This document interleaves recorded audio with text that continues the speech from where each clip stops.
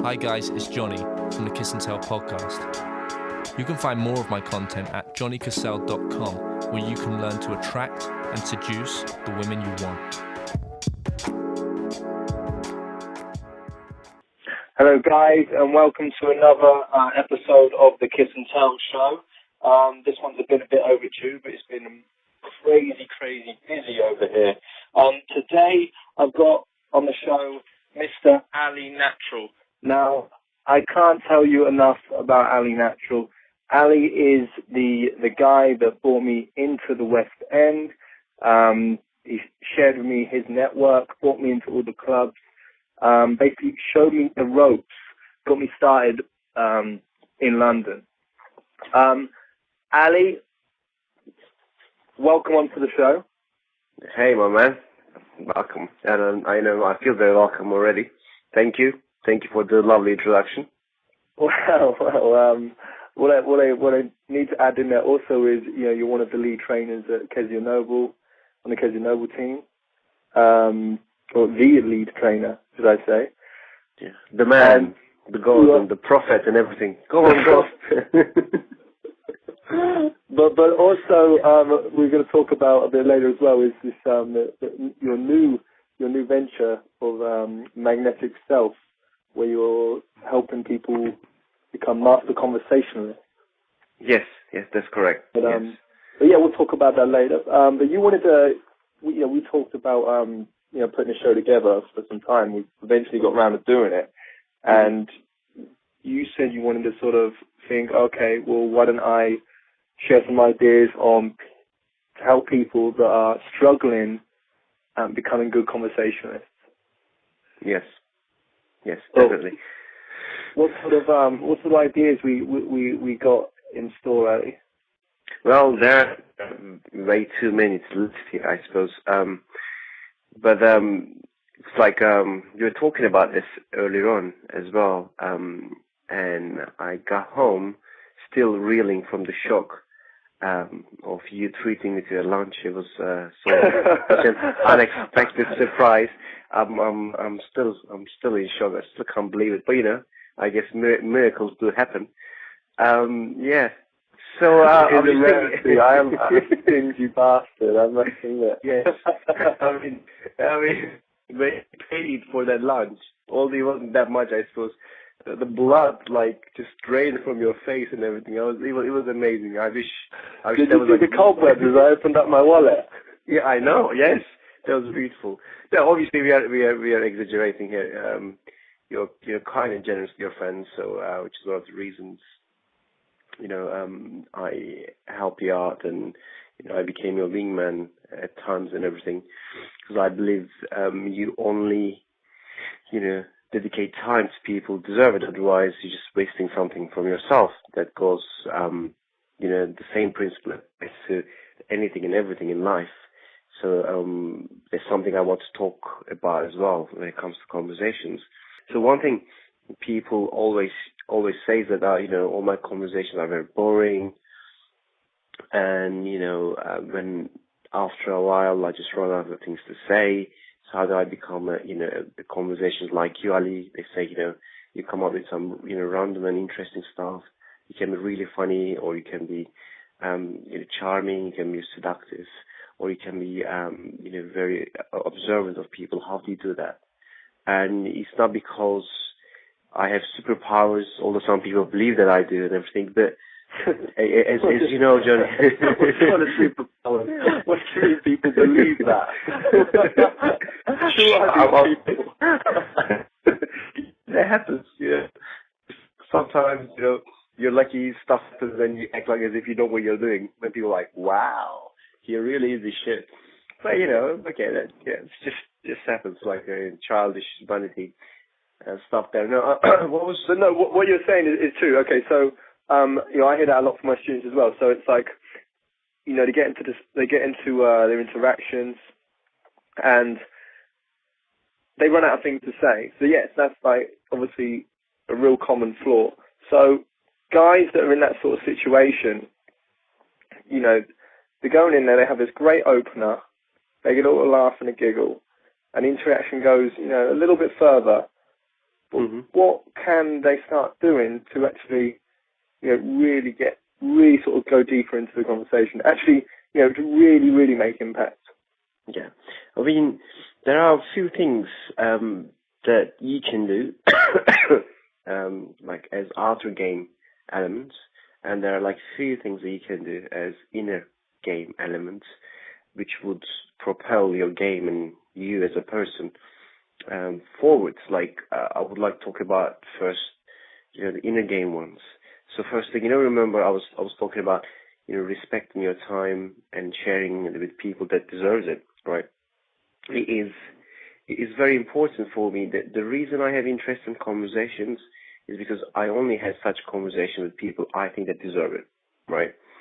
So some people may, translate this as like, you don't put women on pedestal, you see them, you're equal, you talk to them a few minutes and see if they are like kind of people that you would like to, talk with and spend your time, because I believe that your time is your most valuable asset.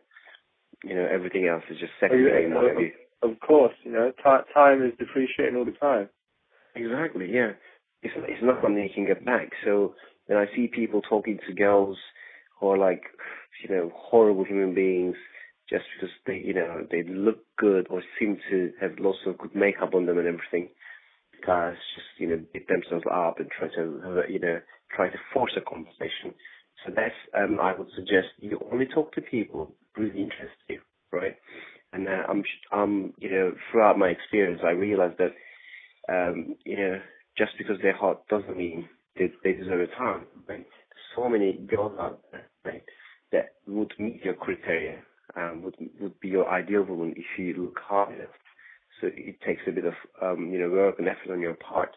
But when you do that, you would start realizing that, your game changes. So what are we talking here? Are we talking, okay, what you're talking about is something I do as well, and it's filtering, pretty much. Yes. As I said, I call it respecting yourself, your time, and then from that you can just come up with lots of terms. There's filtering there. There's nothing goes on the pedestal. Seeing yourself is the most important element of any conversation, because you are the leader of the conversation, right? Not necessarily center of it, but you're the one who manages everything and leads it, right? That only happens if you respect your time. So I see most guys just spend their time and try to entertain other people, try to get their approval and what have you, and while doing that, they just waste their time, which is the most valuable asset every single person has. So you can lots of different terms. You can call it, as I said, filtering. You can call it, say, not putting girls on a pedestal, seeing yourself as the most valuable person. You can call it staying high value. It's a mindset as well, Exactly. A lot of inner game stuff you're talking about here. Yeah. Okay, so you got to go in with the right mindset first of all. You got to understand that the most important thing to yourself is your time, because you're not going to get that back. So why should I actually waste my time speaking to someone that it doesn't really, I don't really get anything from? Exactly. So we call it also qualifying as well, right? Yes, exactly. I mean, as I said, everything I do is simplifying the game, as we call it, like between ourselves. Well, it's all about that. The simpler it is, the more fun it becomes, because you don't have to worry about, what am I going to say next? What was the next part in the formula and what have you. Everything becomes so very simple. And then you start enjoying yourself, you become a natural. I think this is also part of the conversation we had earlier on today.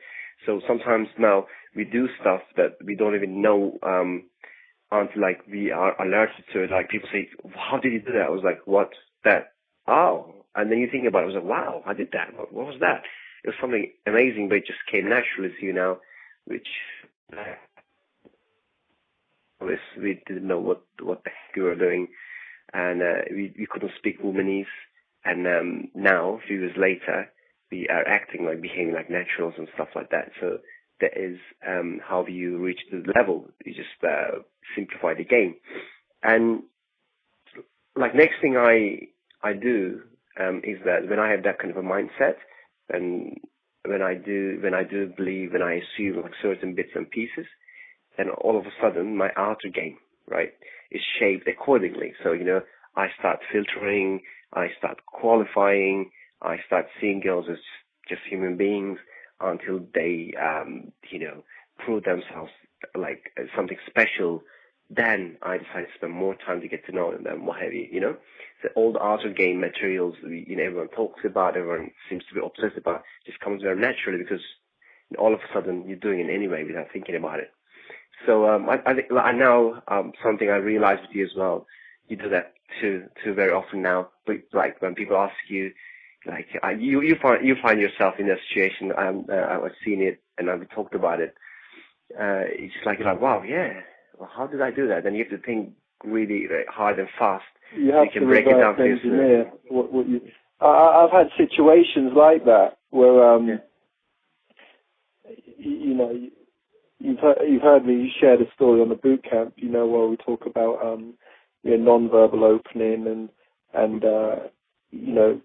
building social value. And that time where I picked up a girl, it seemed to me in 2 minutes. Like I seen her for 2 minutes, and then I took her home. Like I woke up in the morning and think, how the hell did that just happen? No, but because at the point you just don't. You think, well, what just happened there? You just don't. You don't consider all the other elements that rolled out. But you're right. Yeah, you have to kind of sort of like take a step back and reverse engineer every single bit of process that happened, and then you have a system. Exactly. Yeah. Definitely. And next thing is another in the game, kind of a jam, shall we call it, is that which also helps to keep your conversations very interesting and then keep them flowing for however long you want them to be. Really, I call it something really like silly name. Just thinking of a silly name right now. But okay, let's just make it sound something that everyone can understand. Only talk about stuff that you're interested. Only talk about things that you are interested in. Yeah, exactly. Nothing else. Mm-hmm. So I can't remember the last time I asked a girl what she does for a living. I'm just thinking I'm thinking back, like okay. 6 months. I completely So, what you're saying is something that I say as well, and it's like I call it. Like everyone has autoresponders. Yeah. Like if you, I always give this example. Like when like everyone meets together at like Christmas or some sort of like festive holiday like party, whatever, right? Yeah. You see all the old faces, and you go around and you bump into people, and they say the same old things. It's, hey mate, how are you? Are you still doing this? Just the generic questions, and you have the answers on the tip of your tongue, and then you get the next wave of people who say the same thing. You got the answers. Nothing is making impact, and I just think, wow, women must be so frustrated because they never have a really like good conversation. All they hear is, how old are you? Where are you from? And I hope initially they don't hear how old are you. But where are you from? What next thing is, where do you see yourself in 5 years? And do I get the job now? Yes. How much is my how many days? How many annual days I'm gonna get off? So what I'm saying is so like to everyone listening to this, it's understanding like what the boring generic sort of conversations are that people have are like every evening or every day, and completely doing the opposite, flipping them, right?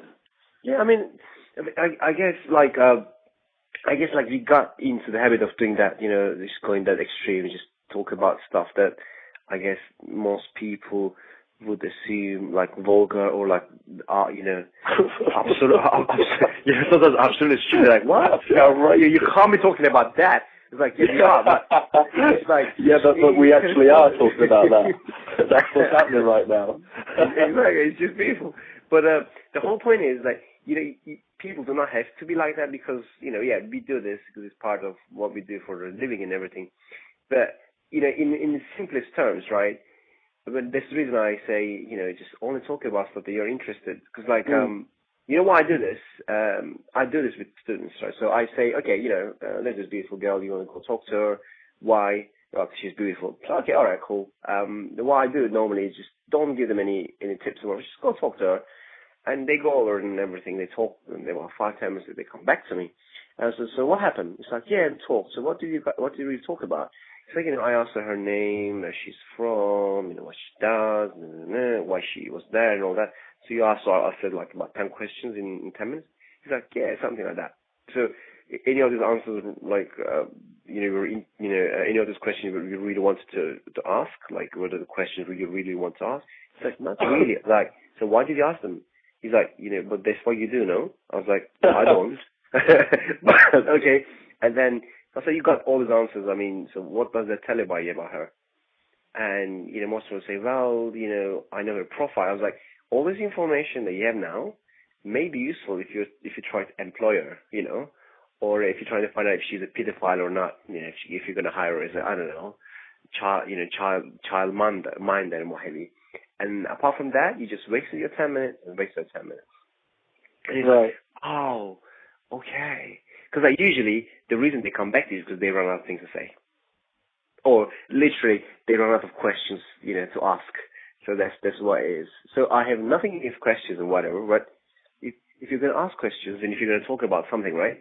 You've got to actually give a shit about them. Exactly. So so when I go up to a girl, there's the reason most of my conversations are not same at all. Like sometimes, I just can't remember, for instance, two same openers I used on two different girls in the last year or so. I don't even use the same openers, right, in one night or sometimes. Like last year or so, I never used the same opener twice. So, really? So what is that for people listening then? Well, that's going to interest people because they think, oh, well, I've got to have some. I mean, I don't think like this. I don't. My opener is, hey, how are you? That's my opener. I just simplify it. But that concept that you just said there, like you never have the same. What is it that you're using? What sort of idea do you implement? Because if I'm going out to a girl, I'm interested in her, and then what I'm interested in her always changes from girl to girl, right? And depending on the day and weather and how I feel and what have you. So I just talk about that. And then funny enough, right, that resulted in me not using the same opener twice. But like when my student asked me about openers, I just give them some that I've used, I don't know, ages back, and then, I field test them and everything. They work. I give them that. Because everyone seems to be really concerned about, having lines and strategies and formulas and whatever. So, you just do that. It's just part of the job. But, so if I was to summarize what I'm saying, is like, only talk about stuff that you're interested in. Because if you do that, you are going to be interested in what you're talking about. So you will be passionate, and you will come up with lots of quirky stuff, and you will be really listening. And then she will be interested as well. Because we are not, just some of what we do or where we are from. Like, we are much more than that. We have every single person we have met and lots of quirky sides to them and everything, They just want to meet someone who's going to invite them to, open that side of theirs to you. For instance, like, now you are seeing a girl, like maybe from outside, which look like a rich, very beautiful or bitchy brat, but you got to know her and she's a totally awesome person, has a interest, like, sense of humor, and has like really interesting experiences in life and everything. That, for instance, the side she shows you, and then she told you like repeatedly that side she has never shown anyone else. The same for me. Like when we go to people, and that's the reason I think we become trainers. Like we enable these girls, this woman, to display that side that really want to display to. It's interesting. Okay, so let's talk about that as well. I mean, so guys may argue, well, it's easier to talk to girls in situations. Well, how do I talk to a shy girl? What if a girl's really closed? How does a guy end up having a conflict? How does he get under her skin? under that mask. This is the thing, right? That shy girl is not always shy. That hyperactive girl, that extrovert girl is not always extrovert, right? No one has just one side to them. People assume that I'm ridiculously extrovert. I love public attention. Yeah, I kind of do. But it's not all me. Sometimes I'm ridiculously introverted. Like I don't even talk. And you're like, Johnny, like, really, Ali, you don't talk? But yeah, I sometimes I don't. Like, same for girls. She's not necessarily shy. You just haven't, right, found any sort of topic that she's interested, or she hasn't seen you passionate about anything, because you're only interested in just asking stupid questions. You have no interest, in, and she's giving you those answers. Like, in my opinion, unless she has like ridiculous social anxieties that cripples her, there's no shy or there's no this or that kind of a girl. They're all the same. You just haven't, created the kind of comfort, or you haven't created the interesting enough for conversation with her. Like everyone would assume that, Hadassah, Kezia's sister, is a very shy girl. But from experience, you and me know, when she starts talking, when you find a subject that she's interested, she does not shut up. It's like you've got the key, and they are the ignition, and it's like you're just trying to find the ignition. You're trying to get that key in, and once you found it, you turn the engine on. It gets going, it's going and going. They're just giving you more information in place. Yes, just initially finding that ignition barrel. Yeah, my problem has always been that I cannot shut the girls up. They just talk too much to me. They just open themselves out too much. They give me so much information, and I just like sometimes I would say, just please, just keep it quiet. Cannot enjoy the silence for about 5 minutes. Okay, that's always been my problem. Like, people say, how do you do that? I was like, as I said, it's not because I have a superpower, it's because I really listen, and then I always talk about stuff I'm interested, and I respect my time and daytime, and everything else just flows from there, Mm-hmm. So, for instance, with Hadassah, I want to talk about our mutual interests. I'm interested in, the fictions that she reads, and then, anime and Japanese culture that she has, and her love for, 1920s, 30s, or anything old, really, and, ancient and retro and vintage and whatever. Like, I like that kind of stuff, right?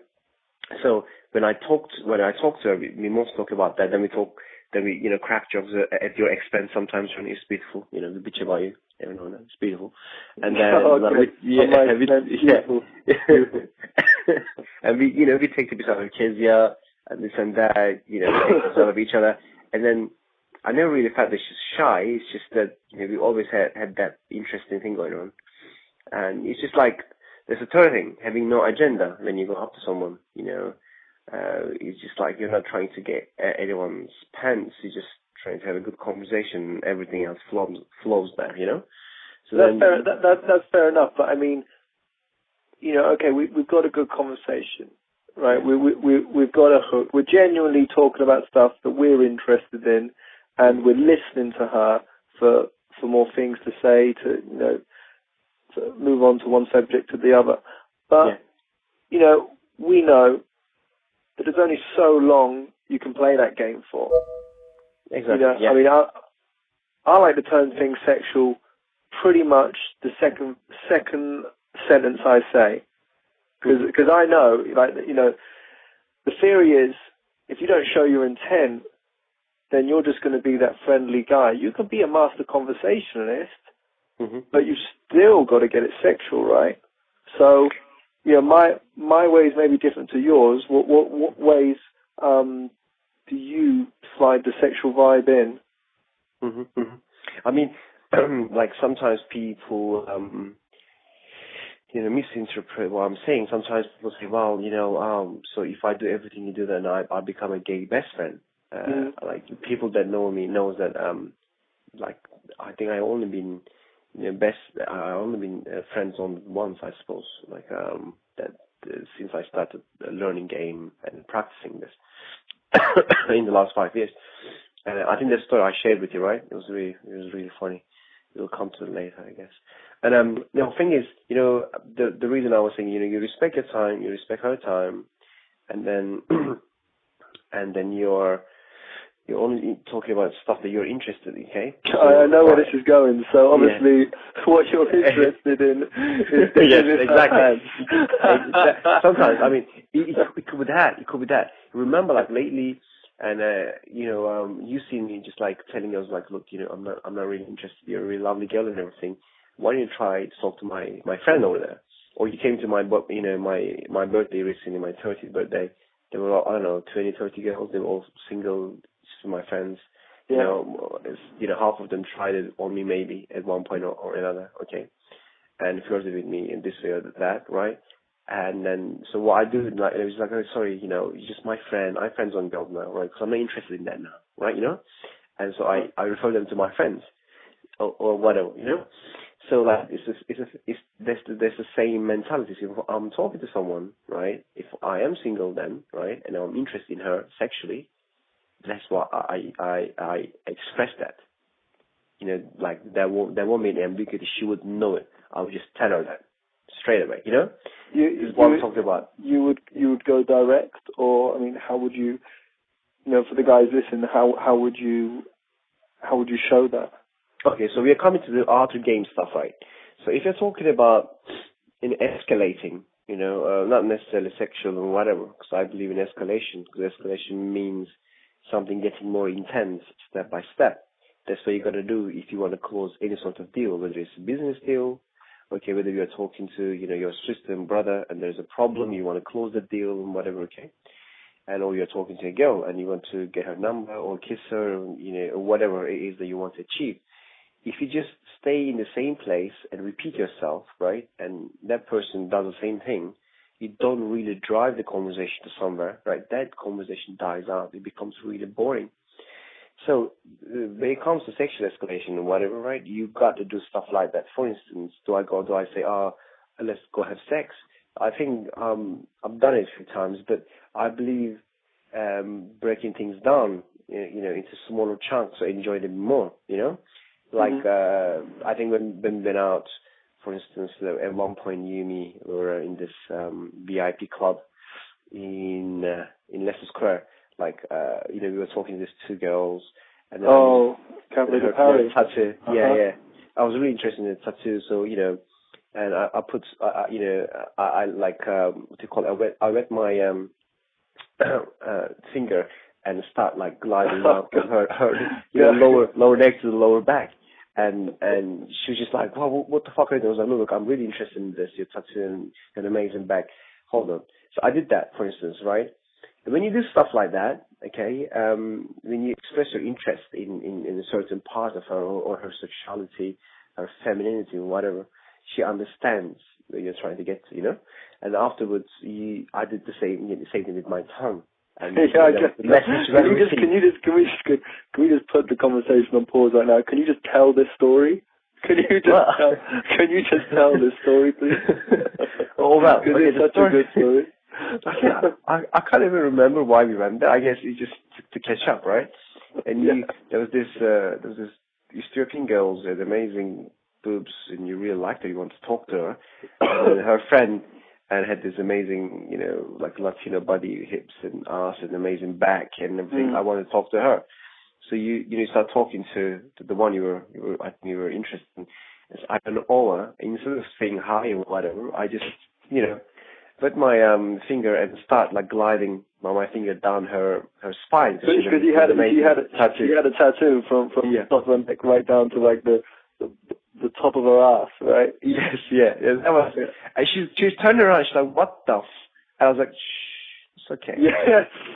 Daddy is here, everything is under control. Daddy is here. Yeah, or something along those lines. I can't remember what I said. She just then turned around and smiled and let me do that. And I said, wow, you're so sexy. And I said, something like, you look very sexy from behind, but I want to see if your face matches, your backside, something like that. It's a bit cheeky, whatever, And then she kind of seemed to like that, and she laughed and she gave me a hug. She told me I was so cute and nice, funny, huh? And then I said, hold on, there's one more thing I need to do. I turned around, I did the same thing with my tongue this time, licking her from like all the way from her neck to the, on top of her ass. And I think that kind of sealed the deal, I remember. Okay, this is my side of the story. I look over, I'm talking to the girl, I'm keeping her busy. I look over my shoulder, I see you, just sort of mesmerized by her tail. You're running your finger down there. This is what I see. You're running your finger down there. Like, ooh, I love your tattoo. And then my head's back, I'm turning, I'm talking to this girl again, and I look over my shoulder another time. You've got your head locked in 180 degrees. Your tongue is hanging out your mouth like a dog at its dinner time, and you're just going for it like a bad boy, Your tongue's just riding down that roller coaster of the back, and you're just salivering everywhere, going, I really like your tattoo. Yeah, thanks for that.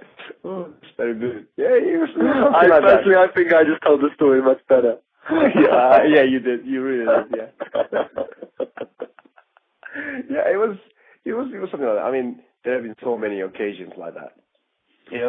Some other art to game tactics and techniques that people can use. But what I'm saying, Ali, at least what I'm saying right now, people think that's a bit of a crazy story. People think you can't just go and do that. You can't just go up to a girl and lick her back. Like people are going to listen to this and think, no, that's not really my style. I can't do that. Like, that's ridiculous. So what? Before we get on to what you're just about to say, what makes you think that's absolutely fine? I mean, to be honest with you, I think I talked about this in one of my talks a couple of years back now, I suppose. There's something called power of assumption. I assume comfort is already there, and I assume that whatever it is that I will do or I am doing is completely fine. It's just like as if it's my prerogative, It's my right. It's my right to do that. And funny enough, like 99 out of 100 case, you just get away with it. And it is fine. Yeah, it's fine. 99 out of 100 cases, it's absolutely fine. It's fine. I mean, I'm just thinking, have I got any bad reactions so far? No. I mean, people say, I can't do that and everything, but of course you can. I was not like this. I'm not normally like this, and I don't do this with everyone. But as I said, with some people, it just happens. And funny enough, as I said, this is like simplifying the game. It's not like running through formulas and everything. When you let yourself be and just follow the simple 3 rules of inner game, and then you just know when, what to do and when to do it. And then I think we were in Vegas, you and me and, I don't know, lots of American students we had, and Kezia was there, I guess. And, remember I went up to this amazing brunette everyone was trying to hit on, and she was the wife of the club owner. I went over there. This is how I opened her. I said something like, you know what? I think you look very special on your knees. And you know what she said? She didn't say, fuck off, you perv, or silly guy, and whatever. She said, of course I would. Oh, God. I remember this girl. Yes. At a Chateau Club, right? Yes. She's like Eva Mendes or whatever. She's ridiculous beautiful. And all students in from the boot camp, they were just like, they were listening to this conversation, their mouth open, and like, what the fuck? How? What? But as I said, it's just respect my time, respect the time. I just talk about stuff I'm interested, But do I do this with everyone? Of course not, and that would make me a bit creepy, But as I said, I only... Yeah, no, I mean, come on, let's face it, not everyone's going to look special on their knees. Exactly, there's that. Stuff like that. I mean, so, I think that solves out the whole sexual escalation, problem if you have lines like that. Yeah, okay, to simplify, just assume it's on, assume it's on, assume whatever you're doing is absolutely fine, and assume comfort. Yes. Yeah. And also, you're talking about things that you're interested in, and seen her on her knees is something that's interesting to you. Yeah, absolutely agree. Absolutely. Couldn't agree more. Absolutely. Remember absolutely. That's one of my comment I will always use.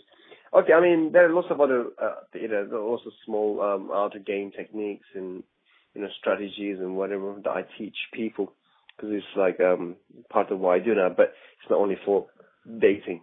It's also stuff that you can use in your daily life and in the business world, so you can dominate any social setting that you're in.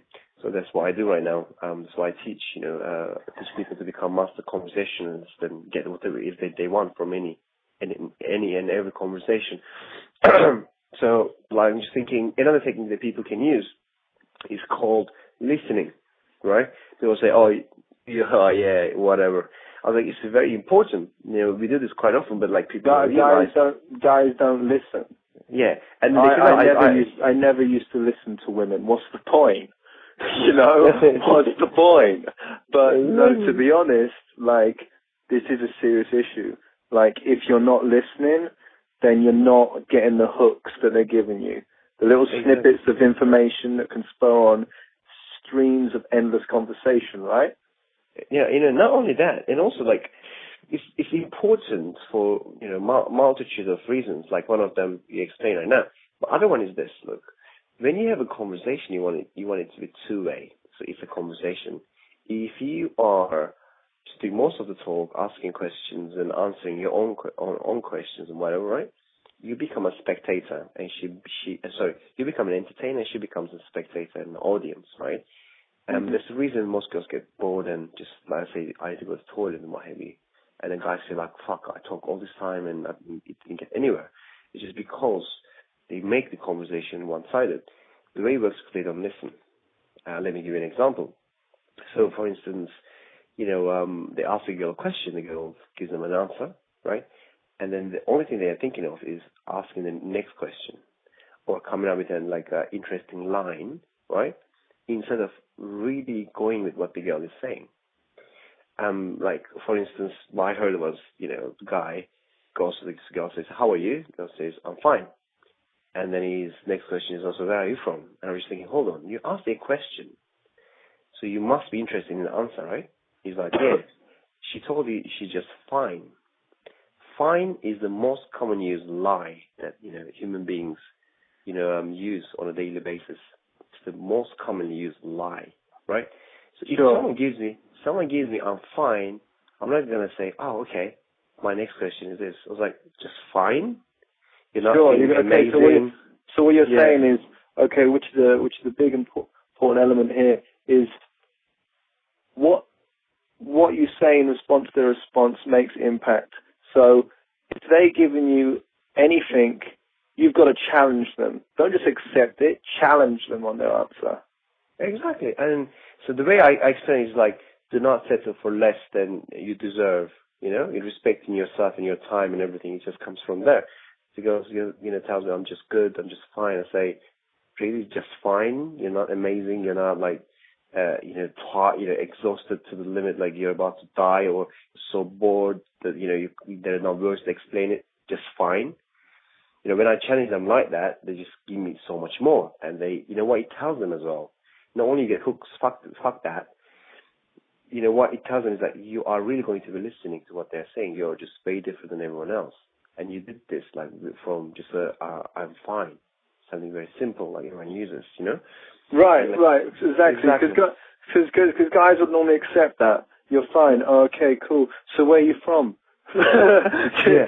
And it goes on and on. You challenge them on just the fact that you challenge them is enough to make impact, because guys do not challenge.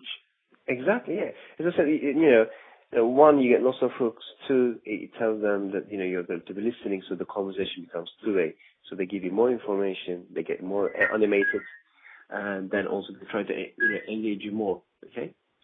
And also, they ask you questions, and you make impact, and all sorts of reasons. So, like, I don't know if you realize, I think you must have, when I talk to a girl, every conversation I have becomes 50-50 from the very beginning. Okay? From the very beginning. And then from there onwards, they would do 70 to 80% of talk. I just do 10 to 20. Right? That's crazy, I know, but that's how I roll, baby. So a guy works towards that is, you know, it is the challenge, isn't it? Because if otherwise you're the only one doing the work. So you challenge them, they invest more into the conversation, and then it becomes, you know, even with the percentage of conversation flow. Yeah, it's just because, but it's your fault. I mean, you turn them into an audience because you tell them, even if you give me something interesting, I'm not interested in the answer. I'm just gonna go to my next question, go to my, you know, flashy line that I remembered from this stupid, you know, trainer over there, you know, watching me, whatever, you know. So they're just gonna stop giving you answers, and they're just gonna get audience. They're like, okay, this guy's here to entertain me for 5-10 minutes. Then I'm gonna kick his sorry ass out of here, and then I'll get on with my life. So if you don't want that, if you just want them to be engaged, you listen, you challenge, and you make impact, and then all of a sudden you have a really beautiful person in your life who's interested in meeting again, or, you know, texting again, whatever. Simple as that. I mean, I mean, do you feel like you have a structure, like a specific, right? You do this, and then you do this, and then you do this, and then you do this. I don't. I mean, I used to when I was learning. I don't anymore. But it's very fluid now. I mean, depending on the situation, depending on how I feel and stuff, I do different stuff now. You know, sometimes what I do seems to follow follow a formula. Sometimes what I do, it goes totally against everything I say. And people say, "But you just said you can't do that, or you just did." I was like, "But well, it's because, you know, when you get to my level, you can break all the rules I set up for you anyway." Because I believe all these formulas and structures are just crutches that we use, you know, when we're learning how to walk. So if you know how to walk, using crutches or this like helps and whatever, or all these aids are actually not very useful. But if you are a beginner, if you're learning all of this stuff, of course I have a structure that I give you, and and then, you know, when you get a bit more advanced, I give you some more structures that you can add on. Then after a while, and I switch back everything, you know, and I teach people my special way of learning, which makes them as good as me or better than me, sometimes in a month or 2 times, you know, into as well. Because I think you've seen some of the junior trainers I trained. I think most of the people in our team, in one stage or another, I have helped in their development and training. No, most definitely. Yeah. So I have my unique way of teaching, which is a bit different than I think everyone else out there. But yeah, you're right. I mean, when people are starting, you have to give them structure, and I do that too. Yes. Yeah, I mean, for anyone listening that is looking for a structure, a good one to follow is, you know, open. Don't your opener. It doesn't really have to be some crazy line. Remember, it's just a vehicle to get you in the set. So use an opener. Use an assumption to withdraw information, because, you know, it's going against a little bit what you said, Ali, but I prefer to use assumptions rather than questions because they become less interrogational, so they're a bit more softer. An assumption will give you a hook, challenge them on the hook to withdraw information, and close. Yeah, I mean, yeah, basically you could just do that, definitely. Yeah. The stuff that I think the structure I teach in the boot camp for beginners is this: open, you know, trigger transition, you build comfort, and then you escalate, and then you close. So basically something like you did. The only difference would be is that in the middle there's a big chunk of, you know, creating rapport and building qualification in there. Yeah, sure. I mean, you've also got to obviously consider lacing that all together. But I mean, just to starting out, you know, you're not really going to be. Basically, that's it. That's it. That's why I teach the beginners. And people say, "Oh, okay, now I know this. I can go do it." Because, you know, if there are people out there, you just listen to the information, write them down, you know, speak it out loud, and then they're done. They can go and do this. That's perfect. You know, they don't need us. I mean, I believe trainers are there for 3 specific reasons. One, they cut down, the learning curve an incredible rate. I mean, it took me a year to figure out, what my game should be and the optimum way of running a game, right? It took me a year of going out every single day and failing roughly about 2,000 times before I got my first number. And two, it's just like, that's fucking crazy. Two, a trainer would always, push you, challenge you in a constructive way. And then when you fall, it will pick you up. It will, give you the feedback and advice, and make sure you reach your goal, right? And that's invaluable. Three, though, that trainer will make sure you don't lose your focus. Okay, so we all know, when guys come to us, they got like some stupid aims and ideas of what they want to achieve. Like one thing I always say is that I want to be able to, make any woman mine in any situation, anywhere, anytime. Is one reason one target people set for themselves so they can fail miserably, right, after 5 tries, and so they can give up and say, well, you know what, I tried. I had this, big goal. I couldn't do it. I'm not good enough. It can't be done. So yeah, I tried it though, so no one can blame me. A trainer would make you, look at this realistically and achieve the goals that can really be achieved. And so you have no excuse to, not do anything about it. So for these 3 reasons, training is amazing. I mean, if you're one of those guys, you go out there, fail, but learn it on your own. Never give up. And then you don't need us. But in my experience, that we're talking about just 1% of population. For the rest of them, I ask this question all the fucking time.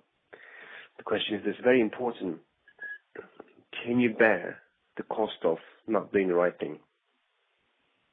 Yeah. People keep always talking about, but the training may be expensive and this and that. I always say this, but what about the, cost of not doing the right thing? You may be wasting years, right? You may be wasting money going out, paying for entry fees and, drinks and this and that. And then, the time after again, you lose out on the ideal woman. She goes and becomes someone else's. Is that all the cost of doing the wrong thing? Yeah. Is, not going for what you really need to go for, which is, developing yourself and improving yourself. So that's one thing. I'm 100% with you on that. And okay, my sister's dog is with me now. You have a dog. You have a dog on the podcast. Oh, yeah. This is a first. Man, you know what? I'm telling you this.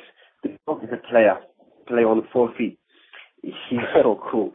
He's like a mixture of American Staff and Pitbull, right? And the fact is about it, when he's sitting down, right, he Pitbull face on, and he puts his chest out and walks with a swagger. It is so funny to watch. He just knows, bad boys somehow attract girls. So he just puts his, bad boy face on when he sees a girl. And when, it's just a guy or a girl he doesn't really like, he puts his, that silly looking American Stuff face on. It just can't be bothered. Dog game. This is a player and a half, telling you this much. Oh, God. Hey, let's talk about... Hello, Johnny, can you hear me? Yeah, I've got you. Yeah. I've got you.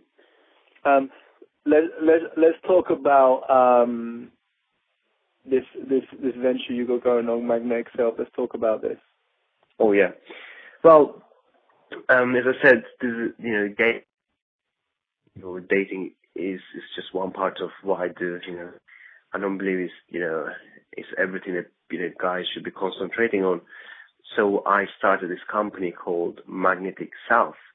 So it's www.magnetic-self.com. So we run courses on becoming, a master conversationalist, and also becoming a compelling and inspiring leader and public speaker. Because these are my passion. I love helping people out, and I'm really talented in helping people to love the voice, their own voice and everything, like hearing their own voice and stuff like that. So this is what I started doing, and then we run classes and also I do private tuition. Okay, and how does that work? I mean, how are the classes structured, and the tuition? How does that work? I mean, classes, it depends on which course I'm talking about. We're talking about, conversation mastery. So there are four parts to it. So I do, it's run over 2 days, 8 hours each day. So it's a weekend course. And, no matter what your level are, you come to the course, and at the end of it, you become a very effective conversationalist. So we divide the days into 2 parts each day. And in the first day, we cover, there's limiting beliefs and inner game issues, and then also some other techniques to improve your belief sets and overcoming your anxieties. And then, some of the stuff we talked about, the respect your time and yourself, and only talking about stuff that you're interested in. There are like 10 others that's very important to your inner game. So we talk about that and make sure everyone understands it. And it's very hands-on. So it's quite a lot of practice, because I don't believe in teaching people structures and giving them hundreds of pages of documents which they're not going to read or follow. So everything is very simple, very straightforward, stuff that you can use in your life, in your daily life, straight after the course, without any sort of difficulty.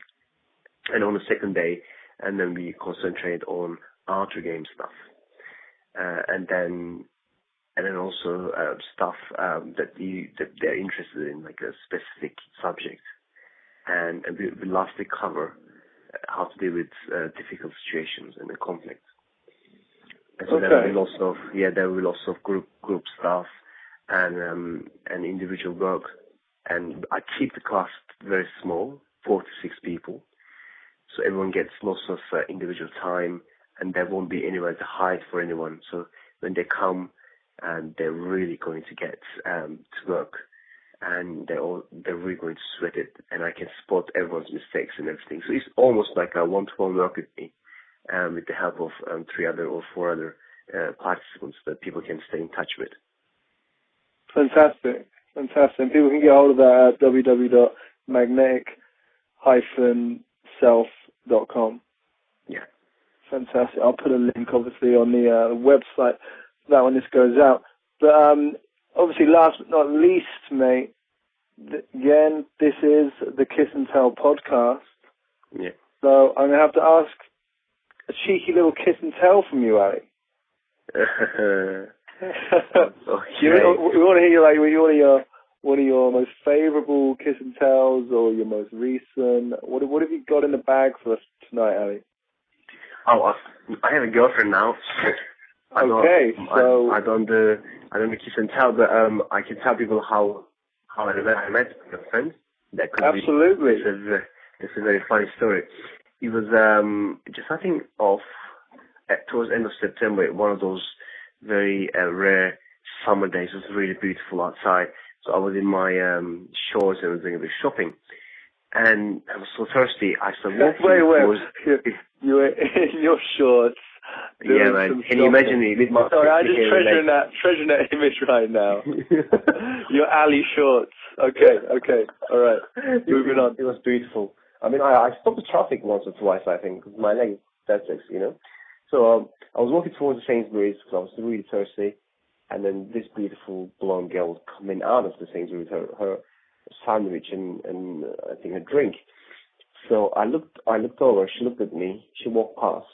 And I stopped there. I was like, I'm so thirsty. I got all these bags in my hands. I was like, you know what? She's really beautiful. I have to go and say hi. So turned around, went after her, and then stopped her right when she bit her sandwich. So she had this big chunk of sandwich in her mouth and a water. And I stopped the girl. She could not decide whether to talk to me, all right? Oh, this is so good. Or to chew. Yeah, it's like she's like. She couldn't decide whether to chew it or talk to me, and it was so funny. And I started laughing. She laughed and almost choked on it. It was crazy, and she was like she was really bitchy about it. But after about 5 minutes of talking, and I said, look, let's go for a drink. She's like, no. I said, don't worry about it. This is right there. We're just gonna have a drink. And if I don't like you, don't like me. That's it. That was 14 months ago. Wow. And it all happened because you nearly killed her on the side of the road, choking on a BLT. Yes. I guess I can't even remember something. The funny thing is, as I said, it was really fun. I mean, like, it was a daily situation. I was walking to a supermarket, she was coming out of it, and so the way she tells it, it's like Prince Charming came down on a white horse and everything. And she was swept off her face and everything. But it was something simple because I just followed my heart, and I made it happen.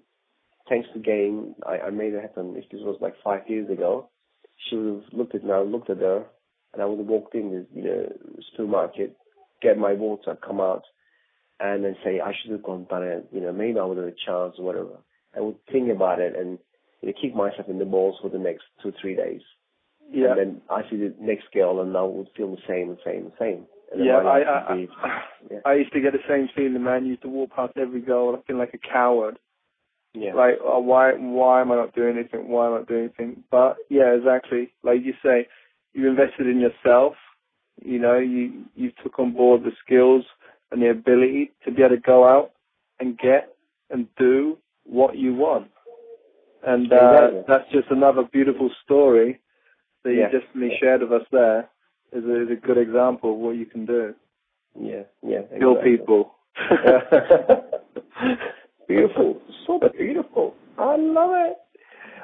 Johnny, I think I got to go and eat it. Yeah, I got to. Is that what it was? That you had the idea of the sandwich in your head? You thought, actually, I could do with one of them.